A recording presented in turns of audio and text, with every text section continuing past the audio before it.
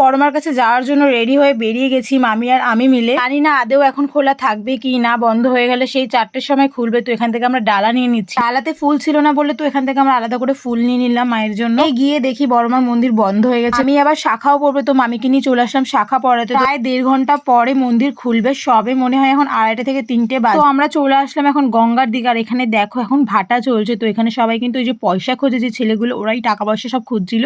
আর এখানে বেশ ঠান্ডা ঠান্ডা হাওয়া দিচ্ছিল। তো এখানে আমরা কিছুক্ষণ দাঁড়িয়েছিলাম, এত শান্তি লাগছিল, এত সুন্দর হাওয়া, মনে হচ্ছে এখানেই দাঁড়িয়ে থাকে। এই দাঁড়িয়ে থাকার চক্করে আমরা গিয়ে দেখি, বলছি সবটাই বলছি, ঠাকুরের কিছু জিনিস কেনার ছিল। তো এখান থেকে কিনে নিয়ে আমরা ডালা নিয়ে যেতে যেতে দেখি বিশাল বড় লাইন পড়ে গেছে। তো আমরা প্রায় অনেকটাই কাছে আছি, তো কিছু করার নেই, আমাদের পুজো দিতেই হবে। ফাইনালি চলে আসলাম। দেখো বড় মাকে কত সুন্দর লাগছে। এখানে কিন্তু বেলা হয়ে গেছে, 4টে বাজে, তবুও দেখো কত মানুষের ভিড়। আমরাও ডালা দিয়ে পুজো দিয়ে তারপরে আমরা বেরিয়ে আসি। তো এখানে মামির কিছু বাসন কেনার ছিল, আমরা এখান থেকে কিনে নিই ডালের বড়া, কারণ আমরা অনেকক্ষণ আগে এসে আর কিছু খাইনি। কিছু কমপ্লিট, এখন যাব বাড়ি।